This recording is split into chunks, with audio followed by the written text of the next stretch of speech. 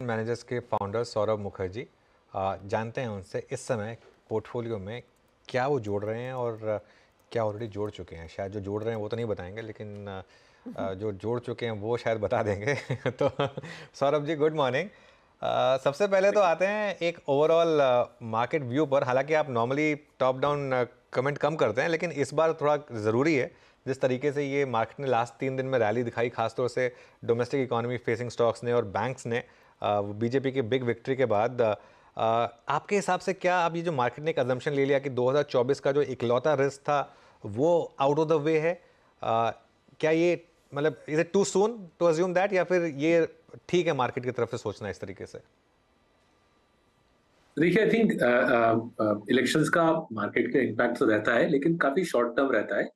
To the extend that short term रहता है, ये साफ जाहिर था कि विदेशी निवेशकों में एक हेजिटेशन थी इंडिया में निवेश करने की। आप देखिए कि पूरा 2023 साल में सारा जोड़ जाड़ के आई थिंक विदेशियों ने केवल 5-6 बिलियन डॉलर लगाया है। नॉर्मल अगर वर्ष होता तो विदेशी करीबन 20 से 25 बिलियन डॉलर लगाते। तो वो जो विदेशियों की जो आशंका थी 2024 के बारे में, इलेक्शन के बारे में, वो अब घट जाएगी। एंड उस पैमाने उस मुताबिक विदेशी मुद्रा मेरे ख्याल से इंडिया में दबा के आएगी, क्योंकि ये इलेक्शन अनसर्टेनिटी तब निकल रही है जब ग्लोबल रेट साइकिल पीक कर रहा है। ये और डबली ये दोहरा बेनिफिट है इंडिया के लिए। रेट साइकिल पीक कर रहा है, मतलब रुपये की जो वीकनेस की आशंका थी वो भी चली जाएगी। अगली सरकार की रिस्क भी बाहर चले जाएंगे, विदेशी मुद्रा मेरे ख्याल से दबा के आएंगी। और लास्ट 2-3 दिन में 3-4 विदेशी निवेशकों ने खबर दी है कि वो इंडिया आ रहे हैं, हम इन लोगों के लिए पैसा निवेश करते हैं। तो इंडिया आके वो ग्राउंड लेवल पे इजाजा लेके इंस्पेक्शन करके और पैसा मेरे ख्याल से लगाएंगे। तो दूसरा मेरे ख्याल से काफी बड़ा रिस्क जो मिटिगेट हो रहा है इस private sector capex. Private sector capex अभी भी ठीक चालू नहीं हुआ है। 2000 FY19 में जिस पैमाने पे प्राइवेट सेक्टर कैपेक्स हो रहा था, मोटा मोटी उसी लेवल पे चल रहा है। इस दौरान गवर्नमेंट कैपेक्स करीबन 150% अप है क्यूमुलेटिवली, मतलब डबल से भी ज्यादा बढ़ गया है। तो मेरे ख्याल से प्राइवेट सेक्टर कैपेक्स अब दबा के आएगा। रेट साइकिल ऊपर है, मतलब this point in rates will go down. Corporate India की बैलेंस शीट तगड़ी है, बैंक्स के पास पैसा है, and I think private sector capex अब आएगा। Private sector capex related plays are very different, अलग है वो PSU कैपेक्स प्लेस से। एंड आई थिंक ये दूसरी प्रकार की रैली हम देखेंगे अगले 1-2 साल में। ओके, अच्छा, बिल्कुल इस पर भी आते हैं वापस। एक कुछ और बात करेंगे आपसे, लेकिन मुझे आपसे एक अपडेट लेना, जो आपने आई थिंक 2 महीने पहले शायद चैनल पर बोला था, जो आपने एक रीसेंट एडिशन किया था ट्रेंड। उसमें एक बहुत बड़ा मूव आया, मेरे ख्याल से 40-50% का शार्प मूव आया। क्या मार्केट अब इसमें फैक्टर इन करने की कोशिश कर रहा है, और क्या अब ये बहुत महंगा नहीं हो गया? मतलब जब आपने लिया था तब मुझे महंगा लग रहा था, और अब ये ऑलरेडी उसके बाद काफ़ी चल चुका है। हाँ जी, तो देखिए, पार्ट ऑफ द रीजन इतनी बड़ी मूव आई है कि ट्रेंड के जो Q2 रिजल्ट्स थे बिल्कुल ब्लो आउट रिजल्ट्स थे। Even for people like us, हमने 1 साल दबा के काम किया था, काफी घूमे थे, स्टोर्स वगैरह देखे थे, मैनेजमेंट के साथ डिटेल में बात की थी। हम जैसे लोग भी चौकन्ना हो गए कि किस प्रकार से सेम स्टोर सेल्स ग्रोथ करीबन 20% पे ग्रो कर रहा है, स्टोर की साइज बढ़ रही है, जूडियो दबा के ग्रोथ दिखा रहा है और प्रॉफिटेबिलिटी भी दिखा रहा है। तो part of the reason for the up move जो आप स्क्रीन पे छलका रहे हो इज सेकंड क्वार्टर रिजल्ट्स के बाद मार्केट ने अपना सोच, अपनी रवैया इस स्टॉक के बारे में बदल ली, नंबर्स अपग्रेड हुए। एंड देयरफॉर अगर इफेक्टिव बेसिस पे पीई मल्टीपल देखें, effective PE is much lower than market का पी। मार्केट सोचता है 110-120 की पीई है। हमारे कुछ अकाउंटिंग एडजस्टमेंट्स और ट्रेंड के अंडरलाइंग प्रॉफिटेबिलिटी को एडजस्ट करने के बाद हमारा जो पी आता है करीबन 50-60 के आसपास आता है। तो दूसरी चीज जो मेरे को लग रही है मार्केट अब तक नहीं फोकस कर रही और समझ नहीं पा रही है, स्टार बाजार। हमारा जो इस वीकेंड भी गुजरे वीकेंड पे भी हमारे एनालिस्ट स्टार बाजार के कई दुकानों में घूम के आए। हमारा जो अनुमान है कि स्टार बाजार शीघ्र ही प्रॉफिटेबल बनने वाला है। ये ट्रेंड का ग्रोसरी फॉर्मेट है, लास्ट 10 साल से कभी ये पैसा बनाया नहीं, टेस्को के साथ जेवी है। स्टार बाजार की प्रॉफिटेबिलिटी नंबर्स में रिफ्लेक्टेड नहीं है, मार्केट ने स्टार बाजार की प्रॉफिटेबिलिटी को रिफ्लेक्ट नहीं किया है। एंड मेरे ख्याल से ये एक फॉरवर्ड लुकिंग डेवलपमेंट है जो अगले 6-12 महीने में मार्केट अप्रिशिएट करेगा। वेस्ट साइड पैसा बनाता है, जारा पैसा बनाता है काफी सालों से, जूडियो दबा के पैसा बनाना शुरू कर रहा है, और स्टार बाजार की प्रॉफिटेबिलिटी राउंड द कॉर्नर है। इसलिए हमारे ख्याल से यहाँ पे लंबा लंबा रेस का घोड़ा बनने का चांस ट्रेंड का है। रिमेंबर कीजिए, टाइटन लास्ट 20 साल में 2000 गुना दिया है, क्योंकि टाइटन ने एक के बाद एक प्रॉफिट मशीन खोले। कुछ हद तक मेरे ख्याल से पॉसिबिलिटीज हैं कि ट्रेंड भी उसी प्रकार का मल्टीपल प्रॉफिट इंजन पे धंधा बना सकता है। और उसके मल्टीपल प्रॉफिट इंजन्स, और हमने देखा है ज़ूडियो, इनका वेबसाइट किस तरह के कमाल दिखा रहा है। और ये एक इंटरेस्टिंग पॉइंट आप मेंशन करें कि स्टार बाजार जब प्रॉफिटेबल होगा तो और चार चांद लगेंगे। अच्छा सौरभ, जो आपने चर्चा की शुरुआत में मेंशन किया, एक तो एफआईआईज के पैसे की फ्लो, और जहां पर हमने कल ही वो आंकड़े देख लिए हैं, 5,000 करोड़ की कैश में खरीदारी हुई है। जिस तरह की डिलीवरी बेस्ड खरीदारी बैंकों में आती हुई दिखाई दे रही है, क्या बैंक्स उनकी टॉप प्रायोरिटी रहेंगे या फिर आपको कहीं और भी बड़े पैमाने पर वो पैसा फ्लो होता दिखाई दे रहा है, जिसमें शायद पहले ही डोमेस्टिक इंस्टीट्यूशंस आप जैसे निवेशकों का पैसा लगा है? तो उधर आपकी अप्रोच अब क्या रहेगी? Are you going to hold या फिर कुछ कुछ प्रॉफिट बुकिंग भी डीआईआईज करेंगे? तो देखिए, एफआईआई मुद्रा जब आती है, भारी पैमाने पे जब आती है, साल में 20, 30, 40 बिलियन डॉलर की बात कर रहे हैं, तो जाहिर है बड़े काउंटर्स में ही जाएगा। मोटा मोटी निफ्टी 50 के अंदर प्रवेश होगा। और निफ्टी 50 में सबसे अंडर अप्रिशिएटेड स्पेस मेरे ख्याल से है प्राइवेट सेक्टर बैंक्स। जैसे आपके साथ हम लोग काफी साल से, 1 साल 2 साल हो गए, डिस्कस कर रहे हैं कि कोटक बैंक, एचडीएफसी बैंक, इसमें कुछ उछाल नहीं है, लेकिन प्रॉफिट बराबर 20-25% से भागी जा रही है। सो नेचुरली पहला जो उनका प्रहार होगा एफआईआई का, वो होगा प्राइवेट सेक्टर बैंक्स को के शेयर फटाफट उठा लिए जाएं। अच्छे कंपनी जब वाजिब दाम पे मिलते हैं, जाहिर है कोई भी निवेशक, विदेशी हो या डोमेस्टिक हो, उसको उठाएगा।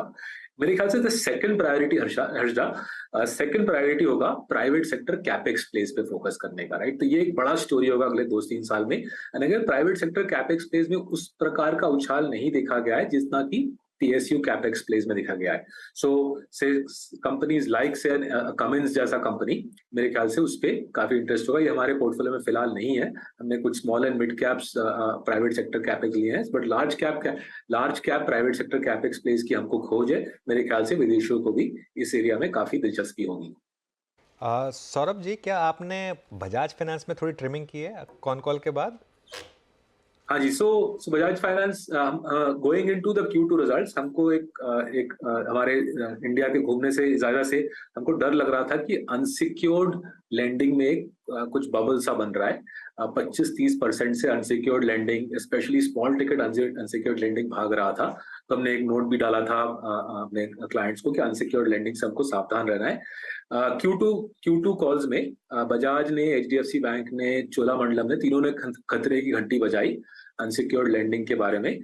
तीनों ने अपना, एचडीएफसी बैंक ने तो ऑलरेडी कट बैक कर दिया था, बजाज ने पुल बैक अनाउंस किया अनसिक्योर्ड लेंडिंग से।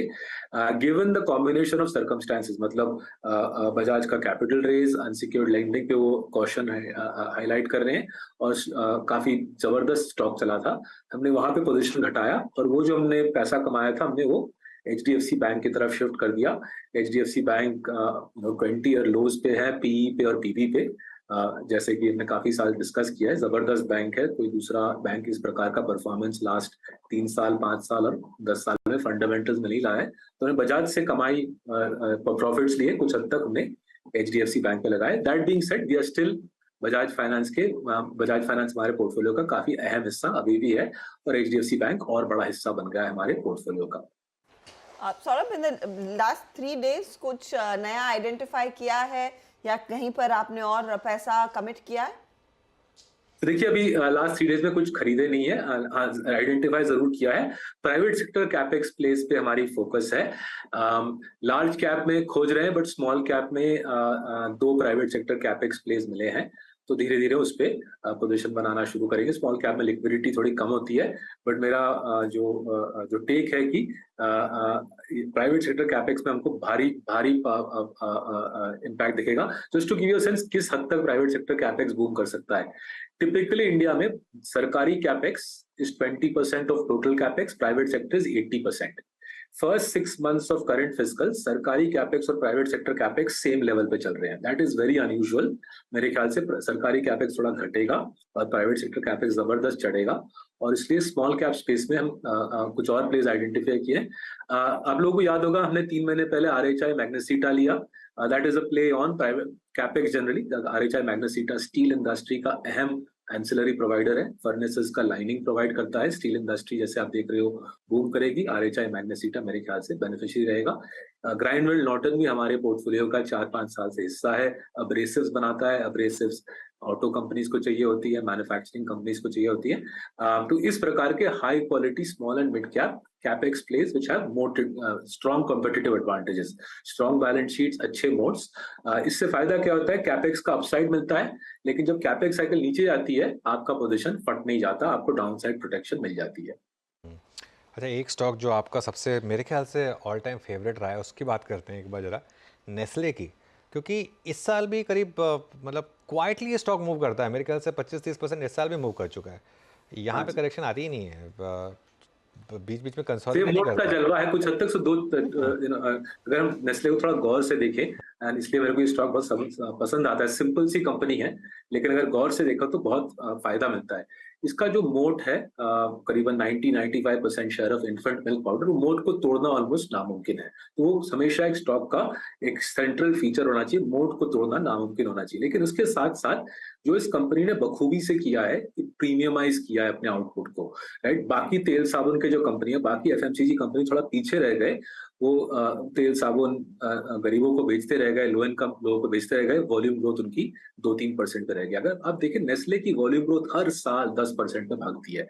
वो प्रीमियम कैटेगरी में not just baby milk powder बेच रहे हैं, कॉफी बेच रहे हैं, मिल्क मेड बेच रहे हैं, मैगी बेच रहे हैं, पेट फूड बेच रहे हैं, बच्चों के लिए बियॉन्ड मिल्क प्रोडक्ट्स, दूसरे प्रोडक्ट्स बेच रहे हैं। Constant re investment of profits to create a premiumised offering India के अपर मिडिल क्लास और एफ्लुएंट फैमिलीज के लिए। 10% वॉल्यूम ग्रोथ, 12-13% प्रॉफिट ग्रोथ, आपका हाई टीन्स में कैश फ्लो कंपाउंडिंग, और पूरा आधा कैश फ्लो वापस इन्वेस्ट किया जाए इस विशाल इकोनॉमी का फायदा उठाने के लिए। इस प्रकार से कोई दूसरा एफएमसीजी कंपनी नहीं किया है। Strategically clear headed and heavy reinvestment back into the Indian economy. In fact Saurabh, आपसे पहले जब बातचीत हुई है आपने मेंशन किया कि रियल एस्टेट पे आप इतने इंथूज नहीं रहते हैं, लेकिन इस पॉकेट ने एक बहुत बढ़िया मौका भी दिया है निवेशकों को। आपका ज़्यादा ध्यान बिल्डिंग मटेरियल वाली कंपनियों पर रहा है, जिसमें पिडिलाइट रहा, आपका एस्ट्रल जैसे ट्रेड्स रहे। यहाँ पर अभी कंसिडरिंग इन स्टॉक्स में बहुत तगड़े गेन्स देखने को मिले हैं, किस तरह का फॉलो थ्रू, किस तरह का एक्शन आगे बनता हुआ दिखाई देगा? तो देखिए, बिल्डिंग मटेरियल्स में मेरे ख्याल से और अपसाइड है, बिकॉज अगर आप देखें, अगर रेट साइकिल चोटी पे है, जैसे जैसे रेट्स अगले 2 साल 3 साल में नीचे की तरफ जाएंगे, जाहिर है होम लोन की खरीदारी और बढ़ेगी। साथ ही साथ मेरे ख्याल से भारत सरकार का और स्टेट गवर्नमेंट्स का एक फोकस रहेगा कि लोअर इनकम स्ट्राटा को अफोर्डेबल हाउसिंग दिया जाए। इन दोनों ड्राइवर्स से बिल्डिंग मटेरियल्स का प्रोत्साहन बढ़ता रहेगा। हमारे स्मॉल कैप पोर्टफोलियो हमने लास्ट 3 महीने में सेरा सैनिटरी वेयर लिया है। बहुत साल पहले, 5 साल पहले हम इसके शेयर होल्डर होते थे, शायद बेचना नहीं चाहिए था, एनीवे 4 साल पहले बेचा था। हाल ही में लास्ट 3 महीने में फिर से सेरा सैनिटरी वेयर के हम शेयर होल्डर्स बन गए हैं। जैसे सबको पता होगा, सैनिटरी वेयर का नंबर 2 प्लेयर है। वर्किंग कैपिटल साइकिल उन्होंने कमाल का श्रिंक किया है लास्ट 5 साल में। 110 दिन से 70 दिन का वर्किंग कैपिटल साइकिल श्रिंक कर दिया है। प्रॉफिटेबल तो बराबर था, अब हेविली कैश जनरेटिव भी बन गया है। तो स्मॉल कैप में हमारे पास सेरा है, मिड कैप में एस्ट्रल और पीडिलाइट है, लार्ज कैप में एशियन पेंट्स है।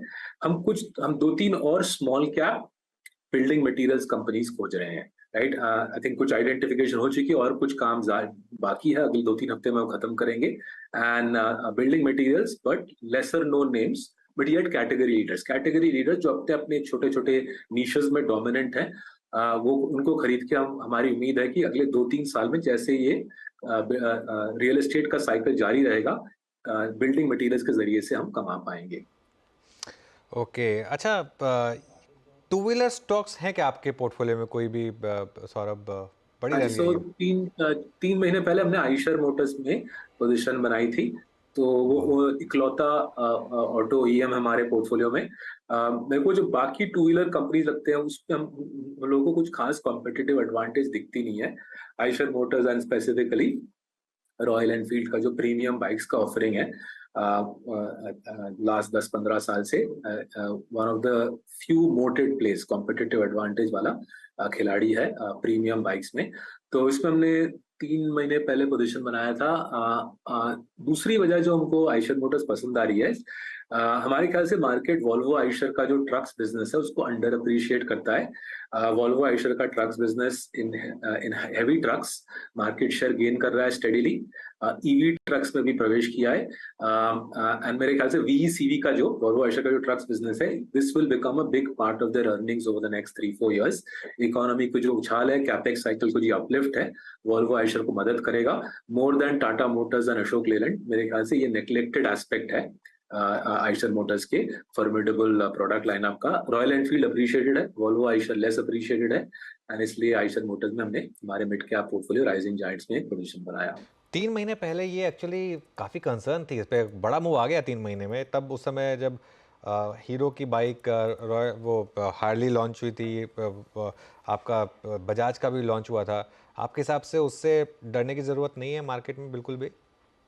देखिए, ये होता है इंडिया में एक ब्रोकर लोगों का जलवा। वो ब्रोकर लोग नोट लिखते हैं कि एशियन पेंट्स को टक्कर देगा ग्रासिम, बजाज फाइनेंस को टक्कर देगा जियो फाइनेंस, रॉयल एनफील्ड को टक्कर देगा हार्ली।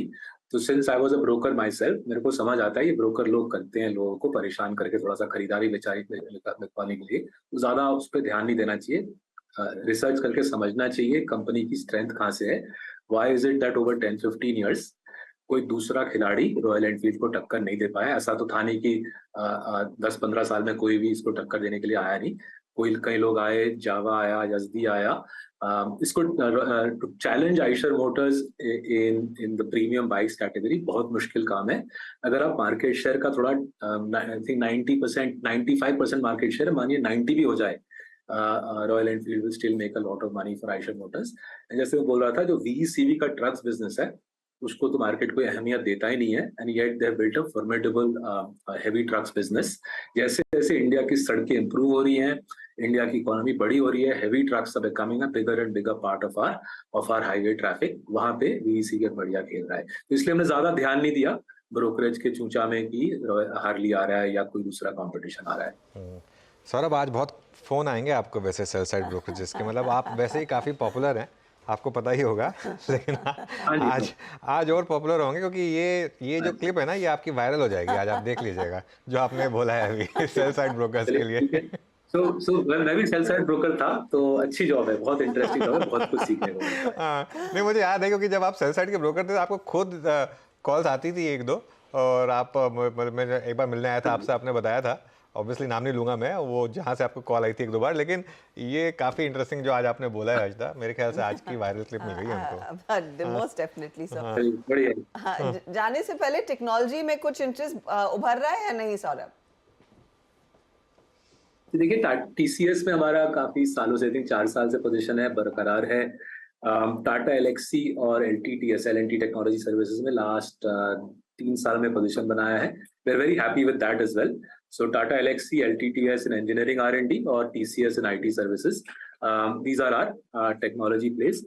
मेरे को यहाँ पे उतनी कुछ आशंका नहीं होती। काफी लोग खरीदा बेची करते हैं कि ग्लोबल IT साइकिल यहाँ है वहाँ है। जहां तक मेरे को नजर आता है, we are in the middle of a technology revolution. Cloud आ रहा है, AI आ रहा है, दुनिया के सारे बड़े कंपनीज को क्लाउड और AI की तरफ बनना पड़ेगा, और जैसे जैसे वो बढ़ेंगे हिंदुस्तानी IT सर्विसेज कंपनीज को और इंजीनियरिंग R&D सर्विसेज को बिजनेस मिलता रहेगा। तो बड़ा पोजीशन बना के शांति से बैठे रहना मेरे ख्याल से यहाँ पे is the right way to go. बता दें कि मनी कंट्रोल पर दिए गए विचार एक्सपर्ट्स के अपने निजी विचार होते हैं। वेबसाइट या मैनेजमेंट इसके लिए उत्तरदायी नहीं है। यूजर्स को मनी कंट्रोल की सलाह है कि कोई भी निवेश निर्णय लेने से पहले सर्टिफाइड एक्सपर्ट की सलाह लें।